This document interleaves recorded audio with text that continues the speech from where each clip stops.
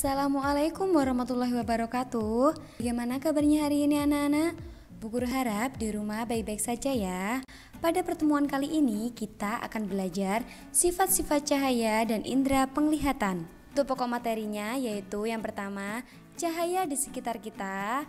Yang kedua, sifat-sifat cahaya. Dan yang ketiga, indera penglihatan. Sekarang kita masuk ke materi yang pertama yaitu cahaya di sekitar kita. Cahaya berasal dari benda-benda yang menghasilkan cahaya atau disebut dengan sumber cahaya. Nah, cahaya ini dibagi menjadi dua yaitu yang pertama cahaya tampak dan kedua cahaya tidak tampak. Cahaya tampak adalah cahaya yang dapat ditangkap oleh mata. Contohnya yaitu cahaya berwarna merah, cahaya berwarna kuning dan juga cahaya berwarna ungu. Cahaya tidak tampak yaitu cahaya yang tidak dapat ditangkap oleh mata. Contohnya seperti sinar ultraviolet, sinar inframerah dan juga sinar X. Sekarang kita masuk ke materi yang kedua yaitu sifat-sifat cahaya. Sifat cahaya yang pertama yaitu cahaya merambat lurus. Contohnya cahaya matahari yang menembus jendela, lampu sorot di lapangan sepak bola dan juga cahaya dari lampu senter. Sifat cahaya yang kedua yaitu cahaya menembus benda bening. Contoh benda bening yang ada di sini yaitu gelas kaca, akuarium dan juga kaca jendela. Sifat cahaya yang ketiga yaitu cahaya dapat dipantulkan. Cahaya dapat dipantulkan pada benda-benda yang memiliki permukaan yang mengkilap, seperti permukaan air dan juga cermin. Sifat cahaya yang keempat yaitu cahaya dapat dibiaskan. Jika cahaya merambat melalui dua medium yang berbeda kerapatannya, akan terjadi pembelokan cahaya atau biasanya disebut dengan pembiasan. Sifat cahaya yang kelima yaitu cahaya dapat diuraikan. Nah, contohnya di sini yaitu proses terbentuknya pelangi.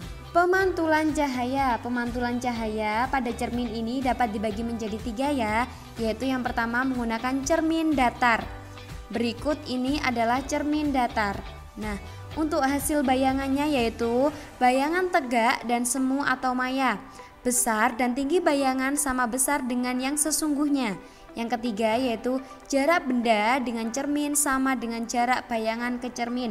Contohnya cermin datar yaitu cermin rias, kaca jendela dan juga permukaan air yang tenang. Pemantulan cahaya yang kedua yaitu menggunakan cermin cekung. Hasil bayangannya yaitu jika letak benda amat dekat dari cermin, bayangannya adalah tegak, lebih besar dan semu. Jika benda cukup jauh dari cermin, hasil bayangannya adalah bayangan nyata, terbalik dan diperbesar.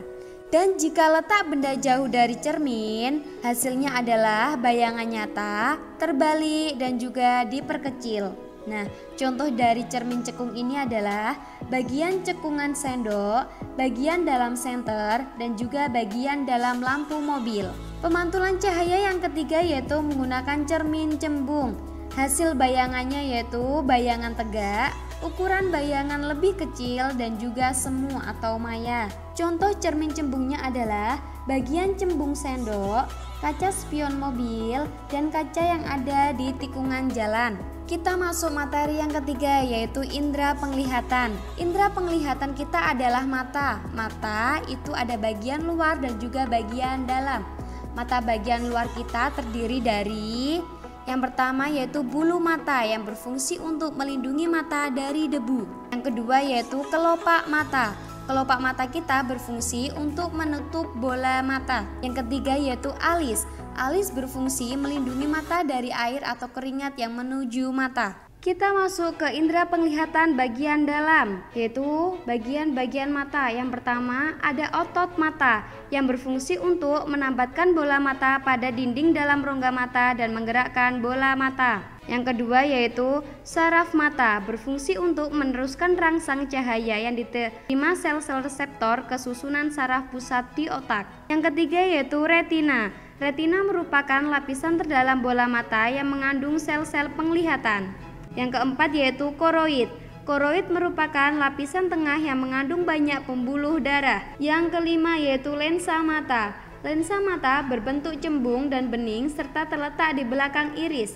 Lensa mata berfungsi untuk meneruskan dan memfokuskan cahaya agar jatuh tepat di retina. Yang keenam yaitu sklera. Sklera merupakan lapisan terluar yang sangat kuat dan berwarna putih. Selanjutnya yaitu pupil. Pupil merupakan lubang di tengah iris berfungsi mengatur banyak sedikitnya cahaya yang masuk ke mata. Yang terakhir yaitu iris. Iris berfungsi mengatur besar kecilnya pupil serta memberi warna. Itu tadi bagian-bagian dalam mata yang sekarang yaitu proses melihat benda. Proses yang pertama yaitu kita dapat melihat benda jika ada cahaya. Setelah itu, cahaya pantul dari benda masuk melalui pupil. Selanjutnya, cahaya tersebut dibiaskan oleh lensa mata menuju retina. Selanjutnya, bayangan yang ditangkap retina kemudian dikirim oleh otak, dan setelah itu otak akan menerjemahkan bahwa benda yang kita lihat tidak terbalik. Materi yang selanjutnya yaitu gangguan penglihatan. Gangguan penglihatan yang pertama yaitu rabun jauh atau miopi. Miopi merupakan ketidakmampuan mata untuk melihat dengan jelas benda-benda jauh. Nah, rabun jauh ini biasanya dapat diatasi menggunakan lensa cekung. Yang kedua yaitu penyakit mata tua. Penyakit mata tua yaitu berkurangnya kemampuan penglihatan mata karena usia tua.